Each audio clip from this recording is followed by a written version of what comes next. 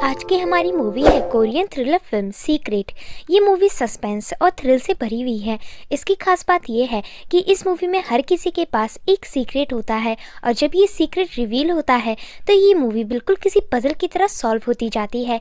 इसी के साथ मूवी के एंड में काफ़ी बड़ा ट्विस्ट आता है। पर वीडियो स्टार्ट करने से पहले मैं आपको बताना चाहती हूँ कि हमारी वीडियोज़ देखने वाले रेगुलर व्यूवर्स में से 97% लोगों ने हमें सब्सक्राइब नहीं कर रखा।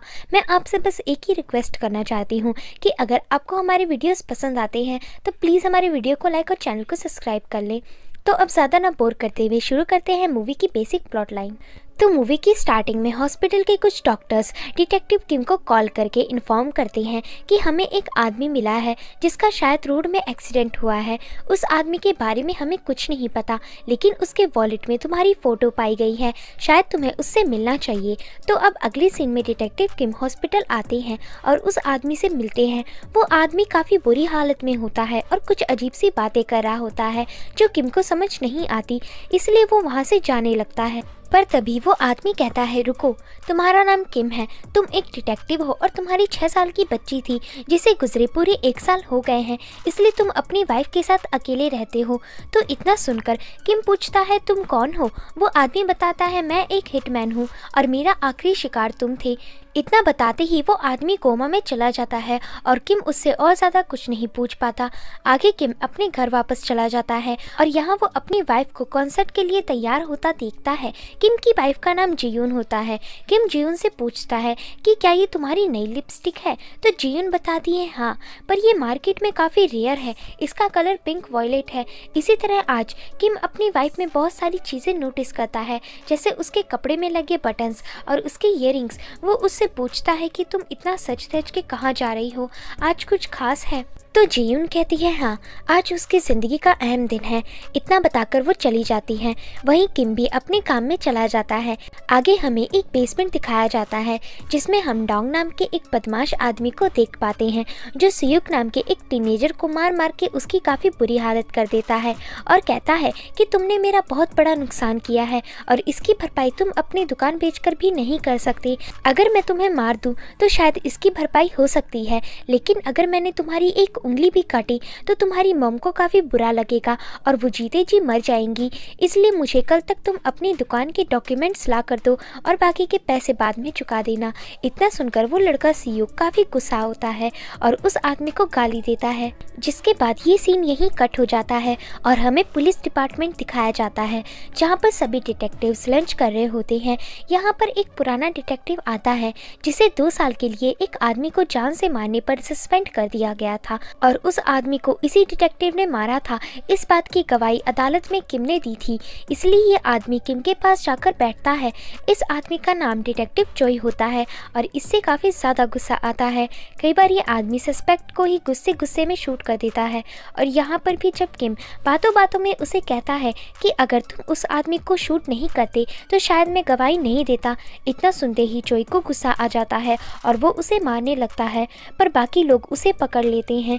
इसके बाद हम एक लेडी को देखते हैं जिसका चेहरा हमें नहीं दिखाया जाता। ये लेडी यहाँ उसी बदमाश डोंग से मिलने आई होती है, पर रास्ते में इसे सियुक देख लेता है।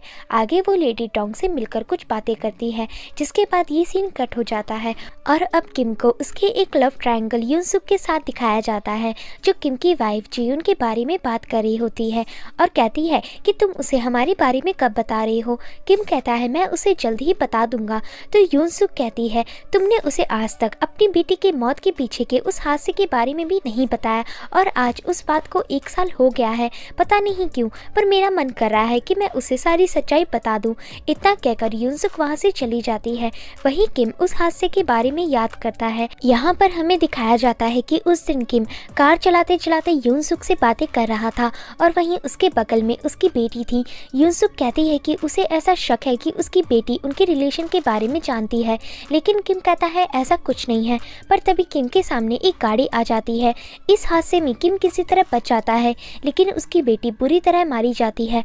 आगे जब पुलिस किम से इस बारे में पूछताछ करती है तो वो बताता है कि उसने ड्राइविंग करते वक्त शराब पी हुई थी। पुलिस इस बात को मान जाती है, लेकिन जी यून समझ जाती है कि इसके पीछे कुछ और ही कारण है, क्योंकि किम अपनी बेटी के साथ ड्राइविंग करते वक्त शराब नहीं पी सकता। आगे किम अपने घर में होता है, जहाँ पर उसकी वाइफ भी आ जाती है, लेकिन वो थोड़ी सी डरी हुई होती है। उसके कपड़े में लाल रंग लगा होता है और उसकी ईयरिंग और कपड़े का एक बटन भी गायब होता है। किम उससे इस बारे में पूछता है, लेकिन जी यून कहती है अभी हमें इस बारे में बात नहीं करनी चाहिए। ऐसा कहकर वो अपने कमरे में चली जाती है, जिसके बाद किम को उसके डिपार्टमेंट का कॉल आता है और उसे अर्जेंटली क्राइम सीन में जाना पड़ता है।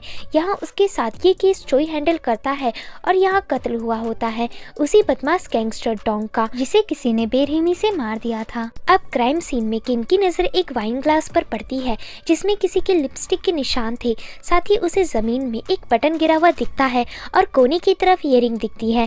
जब किम इसे निकाल कर देखता है तो उसे याद आता है कि ये उसी की वाइफ की ईयरिंग है और वो बटन इवन लिपस्टिक का निशान उसी की वाइफ का है। वो समझ जाता है कि उसकी वाइफ जीयून यहाँ आई थी और अगर ये सब पुलिस के हाथ लग गया तो वो जीयून यानी उसकी वाइफ को अरेस्ट कर लेंगे। इसलिए किम इन सभी चीज़ों को यहाँ से हटाने का डिसाइड करता है, पर तभी वो अपने एक कोवर्कर को उस बटन की तरफ जाता देखता है और जल्दी से वहाँ पहुँचकर उस बटन को अपने पैरों से दबा लेता है, जिससे घबराकर उस कोवर्कर के हाथ की सारी फाइलें गिर जाती हैं और किम उसकी फाइलें उठाने का नाटक करता है। पर तभी किम को चोई अर्जेंटली बुलाता है। वहीं उसका कोवर्कर कहता है कि मैं ये सब संभाल लूँगा, आप जाओ। लेकिन किम यहाँ से नहीं हटता, क्योंकि अगर वो हट गया तो उसके कोवर्कर को वो बटन आसानी से मिल जाएगा और पुलिस के हाथों लग जाएगा। तो इसलिए वो खड़ा होता है और कॉल में बात करने का झूठा नाटक करता है। जब कोवर्कर वहाँ से चला जाता है तो वो उस बटन को उठा लेता है। अब कोई सुराग बचा होता है तो वो होता है वो वाइन जिसमें लिपस्टिक का निशान होता है। किम उसे छूने की कोशिश करता है, पर तभी उसके पीछे से चोई उसके पास आता है और कहता है देखो इस गुंडे के पास से मुझे क्या मिला। चोई के इतना कहते ही वहाँ पर उसके साथी एक लड़के को पकड़कर ले आते हैं और कहते हैं कि इसका मानना है कि यहाँ पर एक लड़की आई थी और उसने इसे देखा है। अब चोई उस लड़के को अपने साथ ले चलता है और उस लड़की का हुलिया और नाम पूछता है, लेकिन वो लड़का बार बार किम की तरफ देख रहा होता है। किम समझ जाता है कि इसने उसकी वाइफ को देखा है, इसलिए किम बार बार चोई को कहता है कि तुम्हें गुस्सा आ रहा है, ये काम मैं कर लूँगा। लेकिन चोई भड़कते हुए कहता है वो बस मेरा अतीत था, मुझे डिस्टर्ब करने की कोशिश मत करो। इतने में ही वहाँ पर एक आदमी आता है और चोई से कहता है कि आपको फोरेंसिक रिपोर्ट चेक करने के लिए बुलाया है। अब चोई जैसे ही बाहर जाता है किम दरवाज़ा बंद कर देता है और उस लड़के जिसका नाम क्योंग हो होता है उससे पूछता है कि वो औरत कैसी थी। क्योंग बताता है कि उसने पिंक लिपस्टिक लगा रखी थी, अगर उसे मेरे सामने लाया जाए तो मैं उसे पहचान जाऊंगा। क्योंग हो के बात करने के ढंग से हमें पता चलता है कि वो पुलिस और डिटेक्टिव से काफ़ी डरता है और किम से कुछ छिपाने की कोशिश कर रहा है। लेकिन जब किम उसके हाथ के स्लीव्स हटाता है तो उसके हाथ में इंजेक्शंस के निशान बने होते हैं जो ड्रग्स इंजेक्ट करने से होते हैं। किम उसे धमकाते हुए अपनी वाइफ की फ़ोटो दिखाता है और कहता है कि अगर तुमने पुलिस को बताया कि तुमने इस लड़की को देखा है तो तुम अपनी जान से जाओगे, क्योंकि यहाँ मैं एक सीक्रेट इन्वेस्टिगेशन कर रहा हूँ जिसमें मैं उस असली कातिल को ढूंढने की कोशिश कर रहा हूँ, क्योंकि मुझे पता है कि इस लड़की ने कुछ नहीं किया। पर इससे पहले अगर तुमने इस लड़की के बारे में किसी को बताया तो अच्छा नहीं होगा, इसलिए बेहतर है कि तुम इस टाउन को छोड़कर कुछ हफ्तों के लिए चले जाओ। ऐसी धमकी देकर किम उसे छोड़ देता है और रूम से बाहर निकलता है। यहाँ उसे उस क्लास को भी किसी तरह ठिकाने लगाना होता है, तो इसलिए वो जानबूझकर चोई को गुस्सा दिलाता है और कहता है कि जैसा मैंने सोचा था इन्वेस्टिगेशन वैसा ही गया, लेकिन अगर मेरी जगह तुम होते तो तुम उस लड़के को मारकर बेहोश कर देते और अगर ज़्यादा गुस्सा आ जाता तो शायद तुम उसे भी ठोक देते। तो ये सुनकर चोई को काफ़ी गुस्सा आ जाता है और वो किम पर हमला करता है। यहाँ बाकी लोग इन्हें छुड़ाने की कोशिश करते हैं और इसी बीच किम बड़ी चालाकी से उस ग्लास को भी तोड़ देता है जो उस क्राइम सीन में आखिरी एविडेंस था। आगे किम अपने घर में होता है और जीयून के बेडरूम में जाकर उससे पूछता है कि क्या तुम डोंग नाम की किसी आदमी से मिली थी। उसके घर में मुझे कई सारी तुम्हारी चीज़ें मिली, लेकिन मैंने उन्हें छिपा दिया। मुझे सच सच बताओ तुम वहाँ क्यों गई थी और कहीं तुम्हारे साथ कोई और तो नहीं था। तो जीयून बताती है वो अकेली थी और वो इस बारे में कल बात करेगी। जीयून के ऐसा कहने पर वो समझ जाता है कि वो उससे कुछ छिपा रही है। अगले दिन किम अपने ऑफिस में होता है, जहाँ पर उसे अपने साथियों से पता चलता है कि विक्टिम को किसी नुकीली चीज़ से 3 बार स्टैब किया गया था और उसकी हत्या 9 बजे से 10 बजे के बीच में हुई थी। अब किम के ऑफिस में उनका चीफ आता है और बताता है कि गड़बड़ हो गई। वो आदमी जो कल मृत पाया गया था वो असल में शहर के सबसे खतरनाक गैंगस्टर जैकल का भाई है। चीफ के इतना कहते ही सीन आता है जैकल की तरफ, जो अपने भाई डोंग के फ्यूनरल के बाद किम से मिलता है, क्योंकि इस केस को किम ही हैंडल कर रहा था।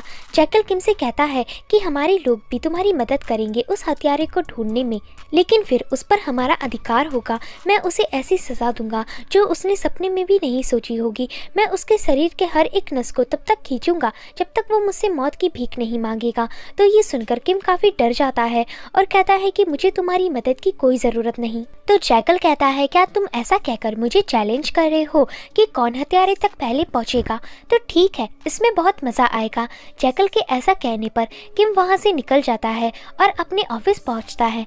यहाँ किम के चीफ किम को सीयूक के बारे में बताते हैं कि विक्टिम ने लास्ट टाइम इसे बहुत बेरहमी से पीटा था और इसकी मदर का कल बर्थडे है और इसलिए ये उन्हें सरप्राइज देना चाहता है। अब किम और चोई उस लड़के से पूछताछ करते हैं और यहाँ सीयूक इनका एक सस्पेक्ट बन जाता है, क्योंकि सीयूक ने विक्टिम को काफी मोटी रकम दी हुई थी और इस बारे में सीयूक बताने को राजी नहीं था कि उसने ऐसा किस लिए किया था, इसलिए उसे कुछ और दिन कस्टडी में रख लिया जाता है। इसके अलावा लास्ट टाइम विक्टिम से इतनी मार खाने के बाद उसके अंदर गुस्सा था और इसलिए वो हर जगह ये डोलता फिर रहा था कि वो डोंग यानी उस विक्टिम को मार डालेगा। वहीं किम सीयूक की मदर का बर्थडे प्रेजेंट उसके घर पहुंचा देता है, क्योंकि ये प्रेजेंट बहुत प्यार से सीयूक ने अपनी मदर के लिए बनाया था। आगे अचानक से किम के ऑफिस में जैकल और उसके लोग आ जाते हैं और किम के पास जाकर जैकल कहता है कि तुम गलत आदमी पर शक कर रहे हो और अपना टाइम वेस्ट कर रहे हो। सीयूक मेरा भाई का हत्यारा नहीं हो सकता, क्योंकि जिसने भी उसे मारा है इससे पहले उसने कभी भी किसी को नहीं मारा था, जबकि सीयूक 3 बार छुरा चलाने के चक्कर में जेल जा चुका है और ये बात फोटो में दिख रहे खून से साफ होती है। किम कहता है कि तुम तो ऐसे बोल रहे हो जैसे तुमने ये सब अपनी आंखों से देखा है। तो जैकल किम को बताते हुए एक एग्जाम्पल देता है और बताता है कि जब भी कोई प्रोफेशनल किलर चाकू मारता है तो वह अपनी पूरी तेजी और ताकत से मारता है, जिससे वो चाकू उसके आर पार हो जाता है और खून भी काफी ज्यादा बहता है। लेकिन इन फोटो में खून हल्का है, इसका मतलब किलर ने जब चाकू मारा होगा तो वो एक ही झटके में आर पार नहीं हुआ होगा, जिस वजह से किलर को उसे दबाव देकर आर पार करना पड़ा होगा। इसका मतलब वो किलर बिल्कुल भी प्रोफेशनल नहीं था। गैंगस्टर होने का यही फायदा होता है कि आप खून के छींटों से खूनी के बारे में बता सकते हो। तो किम कहता है अगली बार बिना बुलाए इधर मत आ जाना। तो जैकल वहां से गुस्से में चला जाता है और उसे अब पूरी तरह यकीन हो जाता है कि किम असली खूनी को छिपाने की जानबूझकर कोशिश कर रहा है। आगे जब बॉडी की जांच होती है तो किम को पता चलता है कि जैकल ने बॉडी के बारे में जो कुछ भी बताया था वो सच था, यानी जैकल के पास काफी दिमाग है और वो बहुत जल्द उसकी बीबी तक पहुंच जाएगा। जिसके बाद किम और चोई लंच कर रहे होते हैं, पर इसी बीच चोई को उसके साथी का कॉल आता है जो उसे बताते हैं कि उन्हें क्राइम सीन में एक सीसीटीवी मिला है। तो ये सुनते ही किम जल्दी से स्टोरेज रूम के लोगों से बात करके डोंग यानी उस विक्टिम के बॉक्स के पास जाकर छिपते हुए सीसीटीवी निकालने की कोशिश करता है, पर तभी वहां पर एक आदमी उसे देख लेता है और जब किम उससे पूछता है कि इस बॉक्स का सीसीटीवी किधर है तो वो बताता है कि उसे तो कब का यहाँ से चीफ ले गए हैं। तो ये सुनते ही किम जल्दी से चीफ के ऑफिस पहुंचता है और यहाँ वो चोई के साथ और भी कई डिटेक्टिव को देख पाता है। ये सब यहाँ पर किम का ही इंतजार कर रहे थे। जब किम आता है तो ये लोग उसे रिमोट देकर सीसीटीवी प्ले करने को कहते हैं और अब किम को मजबूरन सीसीटीवी प्ले करना होता है। जैसे ही सीसीटीवी प्ले होता है तो उन्हें एक औरत जाती हुई दिखती है, पर तभी कैसे तो ये पूरा सीसीटीवी ग्लिच हो जाता है और किम मरते मरते बचता है, जिसके बाद वो अपना फेस वॉशरूम में जाकर धोता है। इसके बाद किम अपनी वाइफ के साथ एक थीम पार्क में होता है और उससे इस बारे में बात करने की कोशिश करता है, पर तभी उसकी वाइफ को एक कॉल आ जाता है और वो इससे बात करते हुए थोड़ी दूर चली जाती है। इसी बीच किम के पास एक क्लाउन आता है और किम को $1 के बदले कुछ कैंडीज देता है। किम पैसे देते वक्त भी उसका चेहरा नहीं देखता, क्योंकि उसका पूरा ध्यान इस पर होता है कि उसकी वाइफ किससे बात कर रही है। अब जब क्लाउन वहाँ से चला जाता है और जेयून वहाँ पर वापस आ जाती है तो किम उसे बताता है कि तुम्हारे पीछे एक बहुत बड़ा गैंगस्टर पड़ा हुआ है और इसलिए मुझे बताओ कि तुम उस रात कहाँ गई थी, या फिर तुम मेरे साथ अमेरिका चलो, क्योंकि वहाँ पर वो गैंगस्टर हमें पकड़ नहीं पाएगा। किम की ये बात सुनकर जेयून बस उठकर वहाँ से चली जाती है, पर इसके जस्ट बाद किम को वीडियो मैसेज आता है जिसमें वही विक्टिम के घर की सीसीटीवी फुटेज होती हैं और इसमें जियोन का चेहरा भी साफ साफ दिख रहा होता है। इसका मतलब वो वीडियो ग्लिच नहीं हुआ था, उसे ग्लिच कराया गया था। इसके बाद किम को एक कॉल आता है जिसमें दूसरा आदमी उससे कहता है कि तुम मुझसे पिछली बार तो बच गए थे पर इस बार नहीं। किम पूछता है कि तुम कौन हो। वो कहता है कि तुमने मुझसे 2 कैंडीज ली थी अभी अभी, लेकिन डरो मत, मेरे पास तुम्हारे लिए और भी कई सारे सरप्राइज बाकी हैं। इतना कहकर वो कॉल रख देता है। इसके बाद किम अपने ऑफिस जाता है जहाँ पर फुटेज से उसके साथ वाले डिटेक्टिव्स को पता चल जाता है कि इसके पीछे किसी लड़की का हाथ है और इसलिए वो लोग सियुक को कस्टडी से छोड़ देते हैं क्योंकि पोस्टमार्टम और वीडियो के हिसाब से वो कहीं भी हत्यारा साबित नहीं होता था। वहीं हमें जैकल को दिखाया जाता है जिसे उसका सीक्रेट मेंबर बताता है कि किम कुछ तो छिपाने की कोशिश कर रहा है। सीसीटीवी से पता चला है कि इसके पीछे कोई औरत है और अजीब बात है, किम अपनी वाइफ को 5 दिनों के बाद अमेरिका भेजने वाला है। हो सकता है कि डोंग को मारने वाली उसी की वाइफ हो और किम ये सब आपसे छिपा रहा हो, लेकिन उस औरत को एक लड़के जिसका नाम क्योंग हो है उसने देख रखा है। उसके जरिए हमें पता चल सकता है कि डोंग को मारने वाला कौन है। इसी के साथ कल किम की वाइफ का कंसर्ट भी है। तो ये सुनने के बाद जैकल हाँ कर देता है और अगले दिन क्योंग हो को लेकर अपने साथियों के साथ कंसर्ट हॉल पहुंचता है। यहाँ क्योंग हो जियोन की तरफ उंगली करता है पर तभी पर्दा गिर जाता है। अब जैकल अपने साथियों के साथ कंसर्ट में आने वाले हर लड़की को चेक करता है पर उसे कोई नहीं मिलता, लेकिन तभी उसे भीड़ में जियोन दिख जाती है और वह उसका पीछा करते हैं। जियोन भी वहाँ पर लिफ्ट के पास पहुंचने की कोशिश करती है पर तभी उसका कोई हाथ पकड़ लेता है और ये किम होता है। किम उसे भागने में हेल्प करता है और वह दोनों लिफ्ट की तरफ जाते हैं, लेकिन अब किम और जियोन दोनों को जैकल दूर से देख लेता है और अपने कुछ साथियों को कॉल करता है। यहाँ किम और जियोन लिफ्ट में चढ़ जाते हैं और लिफ्ट धीरे धीरे बंद हो रही होती है पर तभी उस लिफ्ट को बंद होने से जैकल का एक साथी रोक लेता है और अब यहाँ से ये दोनों बुरे फंसते हैं। जैकल क्योंग हो से बताने को कहता है कि क्या वो लड़की यही थी, तो क्योंग हो उसकी तरफ इशारा करते हुए आगे बढ़ता है, लेकिन वो अपनी फिंगर एक पोस्टर वाली लड़की पर लाकर रख देता है। जैकल को यहाँ बहुत गुस्सा आता है और वो क्योंग हो को पागल समझकर बहुत पीटता है, जिसके बाद वो और उसके लोग वहाँ से चले जाते हैं। उनके जाने के बाद क्योंग हो कहता है कि मैंने उन्हें सच न बताकर सही किया, अब आप मुझ पर भरोसा रखकर सीक्रेट इन्वेस्टिगेशन कर सकते हो। यानी क्योंग हो ने उन्हें जानबूझकर सच नहीं बताया था।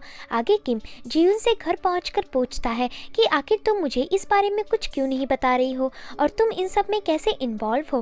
तो जियोन कहती है कि अगर मैंने तुम्हें सच बता दिया तो तुम मुझे कभी माफ़ नहीं करोगे, पर इससे पहले तुम्हें मुझे ये बताना होगा कि आखिर हमारी बेटी कैसे मारी गई थी। तुमने मुझे इस बारे में पिछले 1 साल से कुछ नहीं बताया। तो जियोन के इतना कहते ही किम को उसी क्लाउन का कॉल आता है। वो क्लाउन कहता है कि मेरे पास उस वीडियो की तरह और भी कई एविडेंस है, उनमें से एक एविडेंस मैं तुम्हें कल 8 बजे पार्किंग वैली में 3 लाख रुपए के बदले भेज सकता हूँ, बस लेट मत होना। इतना कहकर वो कॉल रख देता है। आगे किम जियोन का पासपोर्ट एक दुकान में बनवाने जाता है क्योंकि उसका पासपोर्ट एक्सपायर हो गया था और इसे न्यू बनाने में 28 दिन लग रहे थे, तो इसलिए वो एक जाली पासपोर्ट बनाने वाले आदमी के पास जाकर उसे शाम तक पासपोर्ट बनाने को कहता है ताकि वो जियोन को यहाँ से अमेरिका भेज सके। इसके बाद किम अपने ऑफिस जाता है जहाँ पर उसका दोस्त चैन उसे बताता है कि बहुत जल्द कातिल पकड़ा जाएगा क्योंकि इस कंप्यूटर के जरिए वो धुंधली से धुंधली इमेज को भी क्लियर कर सकता है और इस वक्त वो उसी लड़की के फेस को क्लियर कर रहा है। तो ये देखकर किम एक आइडिया लगाता है और अपनी कॉफ़ी माउस के ऊपर रखकर उसे बताता है कि तुमने जो शेयर मार्केट में पैसे लगाए थे उसके शेयर्स ऊपर चले गए हैं। ये सुनते ही वो खुशी के मारे खड़ा होता है, जिससे वो कॉफ़ी सीधा मॉनिटर पर लगती है और उसका काम बिगड़ जाता है। जिसके बाद किम बताता है कि वो सिर्फ मजाक कर रहा था। आगे रात के समय किम क्लाउन के बताए गए जगह पर जाता है और तभी वो वहाँ पास में एक लड़के को देख लेता है जो किम को देखकर भागने लगता है। किम उसका पीछा करता है लेकिन वो क्लाउन गाड़ियों के पीछे छिप जाता है। जब किम उसे पकड़ने जाता है तभी पीछे से हमला करके उसे वो क्लाउन बेहोश कर देता है और वो पैसे लेकर भाग जाता है। जब किम होश में आता है तो वो लड़खड़ाते हुए उस क्लाउन का पीछा करने लगता है, पर तभी उसे कोई गन पॉइंट में ले लेता है। किम उसकी घबराहट महसूस कर लेता है और उसे पता चल जाता है कि ये कोई प्रोफेशनल नहीं है। आगे वो देखता है कि ये सियुक होता है और ये किम को नहीं मारता। सियुक बताता है कि उसे क्लाउन जैसे मेकअप वाले आदमी ने किम को मारने के बदले पैसे देने का वादा किया था, पर वो कोई सीरियल किलर नहीं है, वो बस हालातों से मजबूर है। सीयू के इतना कहने पर किम को फिर से उसी क्लाउन का कॉल आता है और वो कहता है कि अगली फुटेज के बदले मुझे $30,000 चाहिए, वरना मैं फुटेज जैकल को पार्सल कर दूंगा। इतना कहकर वो कॉल काट देता है। इसके बाद किम जियून का वो पासपोर्ट लेने जाता है, जो बिल्कुल तैयार होता है। किम उसे लेकर चला जाता है, लेकिन यहाँ हमें पता चलता है कि असल में ये आदमी भी जैकल से मिला हुआ होता है और उसने ये पासपोर्ट इस तरह से बनाया होता है कि इससे जियून कहीं ना जा सके। अगले दिन किम अपने ऑफिस में होता है, पर यहाँ उसके चीफ बताते हैं कि अब तुम इस केस से बाहर हो, क्योंकि डॉक्यूमेंट से साबित होता है कि तुम्हारी वाइफ जियून और विक्टिम के बीच कुछ पैसों का सौदा हुआ था, जिसमें तुम्हारी वाइफ ने विक्टिम के मरने से पहले कई $1,000 दिए थे। तो किम कहता है पर इसका मर्डर से क्या रिलेशन। बीच में जोई कहता है कि इसका उल्टा मर्डर से काफ़ी रिलेशन है, क्या पता ये पैसे तुम्हारी वाइफ ने ड्रग या फिर बॉयफ्रेंड के लिए दिए हों। तो ये सुनकर किम गुस्से से उस पर हमला करता है, लेकिन खुद को जल्द ही शांत करते हुए वो बाहर जाता है। उसके पीछे जोई भी जाता है और कहता है कि मुझे पता है कि तुम अपनी वाइफ को बचाने की कोशिश कर रहे हो, पर यह बात जैकल को भी पता है कि तुम्हारी वाइफ ही विक्टिम के कत्ल के पीछे है। किम पूछता है कि इसका क्या सबूत है। जोई कहता है कि तुम्हारे पास भी कोई सबूत नहीं था, लेकिन तुम्हारी एक गवाही की वजह से मेरे 2 साल बर्बाद हो गए। फिर किम वहाँ से चला जाता है और अगले सीन में ये दोनों लैब में नर्स के साथ होती हैं, जो इन्हें बताती है कि अजीब है, बॉडी में कहीं भी किसी लेडी के फिंगरप्रिंट्स नहीं है, जबकि ये फिंगरप्रिंट्स सियुक से बिल्कुल मैच करते हैं। तो ये सुनते ही किम सियुक से मिलने उसके क्लब पहुँचता है, पर यहाँ वो देखता है कि सियुक लगभग मरने वाला है, लेकिन मरने से पहले वो किम को बताता है कि उसने अपनी मॉम के प्रेजेंट में एक लॉकर की चाबी छिपा रखी है और वो लॉकर इस पूरी पहेली को सुलझा सकता है। इसी के साथ तुम्हें मारने के लिए किसी ने हिटमैन को हायर किया है। इतना कहकर सियुक मर जाता है, पर तभी वहाँ पर किम को उस क्लाउन का कॉल आता है और वो कहता है कि मुझे मेरे फुटेजेस के बदले पैसे बढ़ाने हैं, लेकिन मैंने तुम्हें इसलिए कॉल किया है क्योंकि तुम्हारी वाइफ ज़्यादा स्लीपिंग पिल्स खाने की वजह से हॉस्पिटल में है और जैकल को पता चल गया है कि उसके भाई का तुम्हारी वाइफ से पैसों का कोई कनेक्शन था, इसलिए वो उसे मारने जा रहा है। तो ये सुनते ही किम अपनी गाड़ी निकालकर सीधा हॉस्पिटल पहुंचता है। यहाँ जियून ने अपनी बेटी के गम में पिल्स ले ली थी, लेकिन अब उसकी हालत ठीक थी, पर तभी वहाँ पर किम के पहुँचने के तुरंत बाद जैकल और उसके साथी पहुँच जाते हैं। पर किम अपने साथियों से कहता है कि अब पूरी तरह से शक उसकी वाइफ पर चला गया है, इसलिए तुम जल्दी से इसे अरेस्ट कर लो और जेल में ले चलो। किम ऐसा इसलिए कहता है ताकि उसकी वाइफ जियून जेल में सुरक्षित रह सके। जब उसके साथी जियून को लेके जा रहे होते हैं तभी जैकल वहां आता है, लेकिन किम उसे कहता है कि वो सिर्फ सस्पेक्ट है, तुम उसका बाल भी बांका नहीं कर सकते। जैकल कहता है कि अगर वो मेरे हाथ लगी तो मैं उसे बहुत बुरी मौत दूंगा।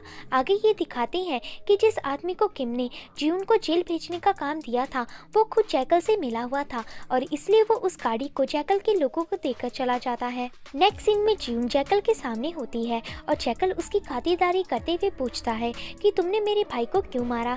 जियून कहती है कि मैंने किसी को नहीं मारा। जैकल कहता है जो भी हो, लेकिन तुम इस मर्डर में कहीं ना कहीं इन्वॉल्व हो, इतना तो कंफर्म है कि तुम मर्डर के दिन उससे मिली थी। तो जियून कहती है हाँ ये सच है। फिर जैकल कहता है कि मुझे मेरे भाई की मौत का गम नहीं है, लेकिन उसके पास ड्रग्स के कुछ पैकेजेस थे जो उसने मरने से पहले मुझसे चुरा लिया था और वो मुझे किसी भी हालत में चाहिए। इसके बाद सीन कट होके हमें किम को दिखाया जाता है, जो सियुक के लॉकर को उसके गिफ्ट में मिले हुए चाबी से खोल देता है और वहाँ पर उसे एक बैग मिलता है जिसके अंदर 10 किलो ड्रग्स होते हैं। उसे याद आता है कि ऐसे ही कोई ड्रग्स जैकल लेता है, यानी किसी तरह इनडायरेक्टली वो इन ड्रग्स के पीछे पड़ा हुआ था। आगे किम को क्लाउन का कॉल आता है, लेकिन किम कहता है कि अब तुम चाहो तो वो फुटेजेस जैकल को दे सकते हो, क्योंकि मुझे 10 किलो ड्रग्स मिला है जो वो ढूंढना चाहता है।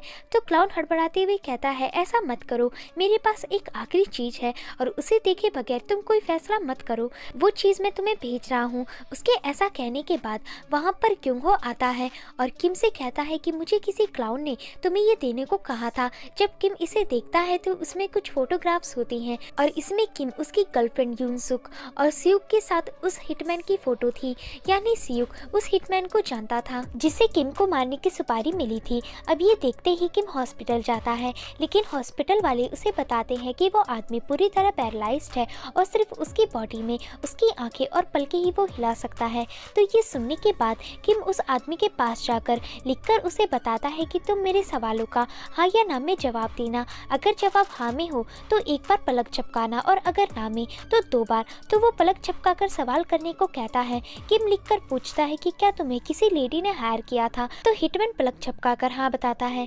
तो किम यूनसू की फोटो दिखाकर पूछता है कि क्या वो ये थी? हिटमैन 2 बार पलक झपकाकर ना में जवाब देता है। तो किम अपनी वाइफ की फोटो निकालकर पूछता है कि क्या वो ये थी? तो हिटमैन हाँ में जवाब देता है। ये देखकर किम काफी शॉक में चला जाता है और समझ जाता है कि उसकी वाइफ ने ही उसे मरवाने का कॉन्ट्रैक्ट दिया था। पर ऐसा क्यों था ये आगे पता चलेगा। आगे किम ये सारी बात क्यों हो को बताता है। पर तभी किम को कॉल आता है और उसे कोई बताता है कि तुम्हारी वाइफ को जैकल के लोगों ने किडनैप कर लिया है। इसी के साथ सीन शिफ्ट होता है जैकल की तरफ, जहाँ पर जैकल जियून से कहता है कि अगर तुमने सच नहीं बताया तो तुम जान से जाओगी। ऐसा कहकर वो अपने आदमी को उसकी उंगली काटने को कहता है। पर तभी जैकल को किम का कॉल आता है और वो कहता है कि जिस ड्रग्स को तुम ढूंढ रहे हो वो मेरे पास है। तो ये सुनकर जैकल अपने आदमी को रोकता है और किम से कहता है ठीक है, जल्दी उसे लेकर इधर आ जाओ वरना तुम यहाँ अपनी बीवी को खो दोगे। किम कॉल रखकर क्यों हो से कहता है कि हमारी सीक्रेट इन्वेस्टिगेशन शुरू हुई, बस तुम वो करना जो मैं तुम्हें कहूँ। इसके बाद किम जैकल के अड्डे में पहुँचता है और ड्रग्स उनकी तरफ फेंक कर जियून को अपने साथ गाड़ी में बिठा देता है। पर तभी जैकल अपने लोगों को उन दोनों को मारने का इशारा करता है क्योंकि वो चाहता था कि इस बारे में किसी को ना पता चले।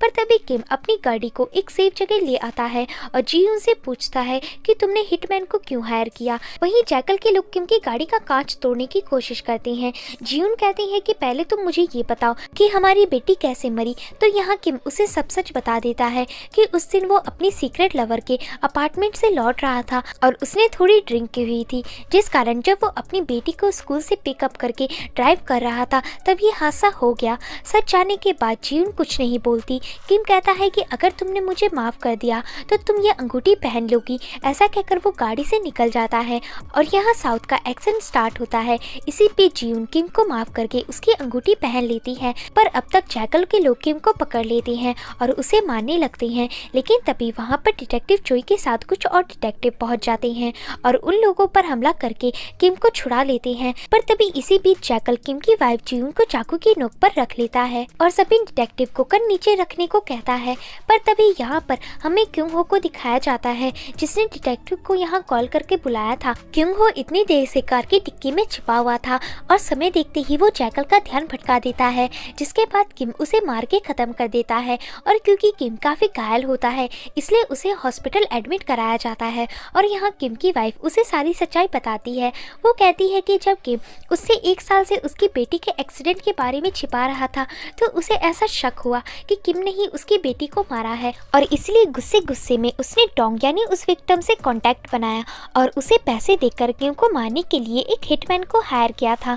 लेकिन बाद में उसे ऐसा लगा कि किम अपनी बेटी को नहीं मार सकता, इसलिए वो दोबारा डोंग के पास गई ताकि डोंग उस हिटमैन को किम को मारने से रोक ले। पर वहाँ पर उसे पता चला कि उस हिटमैन का एक्सीडेंट हो गया है और इसलिए वो वहाँ से चली गई। लेकिन इत्तेफाक से उसी दिन डोंग यानी उस विक्टिम का मर्डर हो गया जिसे जियून मिली थी।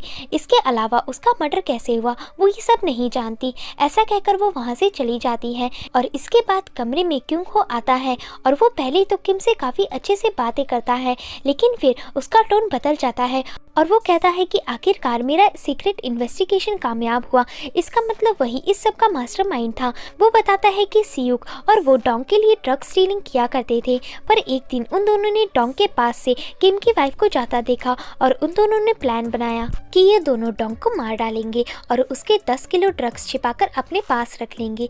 पर अगर इसके बारे में उसके भाई जैकल को पता चल गया तो वो किसी तरह उन्हें ढूंढ लेगा और मार डालेगा। इसलिए वह दोनों किसी तरह किम की वाइफ जियून के छोटे मोटे सामानों को चुराकर क्राइम सीन में फैला देंगे और उसके ड्रेस में लाल रंग लगा देंगे। क्योंकि किम एक डिटेक्टिव है तो इसलिए वो अपनी वाइफ को ही हत्यारा मानकर इस केस से उसे बचाने की कोशिश करेगा और इस तरह जैकल का शक उसकी वाइफ पर जाएगा और वो समझेगा कि उसकी वाइफ ने ही डोंग को मारकर ड्रग्स छिपाकर रखा है, लेकिन वो ड्रग्स हमारे पास होगा। तो इस तरह इनका ये प्लान बनता है। लेकिन ड्रग्स मिलने के बाद सियुक थोड़ा लालच में आ जाता है और वो अपने लॉकर में वो ड्रग्स छिपाकर क्यों हो को इसके बारे में कुछ नहीं बताता। तो इसलिए तब तक क्यों हो क्लाउन बनकर किम को ब्लैकमेल करके पैसे लूटकर ड्रग्स खरीदता है और सियुक को भी मार डालता है क्योंकि वो उस 10 किलो ड्रग्स के बारे में उसे कुछ नहीं बताता। लेकिन फिर सियुक किम हो को मरते मरते इस बारे में बताकर मर जाता है और किम ये ड्रग्स खोज लेता है। फिर जैकल के मरने के बाद ये पूरा ड्रग्स अब क्यों हो के पास वापस आ गया है, यानी किम ने एक तरह से क्यों हो के ड्रग्स ढूंढने में मदद की। ऐसा कहकर क्यों हो वहाँ से चला जाता है। तो यहाँ से हमें पता चलता है कि ये पूरा मांजरा ड्रग्स का था जिसमें किम की वाइफ को फंसाने की कोशिश की गई थी ताकि किम किसी तरह जैकल को इस केस से दूर रखे और इस बारे में जैकल को कभी पता ना चले कि असल में उसके भाई को किसने मारा था। आगे कुछ दिनों बाद किम अपनी वाइफ के साथ विदेश में होता है और ये सारी बातें भुलाने की कोशिश करता है, पर तभी वो वहाँ पर उस हिटमैन को देखता है और उसे अरेस्ट करने की कोशिश करता है। लेकिन वो कहता है कि मैं भी यहाँ पर एक नई जिंदगी स्टार्ट करने आया हूँ, पर तुम्हें एक बात बताना चाहता हूँ कि तुम्हारी वाइफ को पहले से ही तुम्हारे अफेयर और उस एक्सीडेंट के बारे में पता था, लेकिन वो ये बात तुम्हारे मुंह से सुनना चाहती थी, पर फिर भी उसने एक इंसान की जान ली है। आंखें बंद करने पर जो लड़की तुम्हें दिखेगी वो वही है। इतना बताकर वो हिटमैन वहाँ से चला जाता है। वहीं पोस्ट क्रेडिट सीन में हमें दिखाया जाता है कि वो लड़की जो किम को दिखती थी वो यूसुक थी और उसे किम से मिलने के अगले दिन ही जियून ने मार दिया था और ये बात सीक्रेट रखा था। तो दोस्तों इस मूवी में हर किसी का कोई ना कोई सीक्रेट था और इसलिए इस मूवी का नाम भी सीक्रेट है। तो ये थी कहानी मूवी सीक्रेट की। अगर आपको हमारा वीडियो पसंद आता है तो प्लीज़ वीडियो को लाइक और चैनल को सब्सक्राइब कर दें।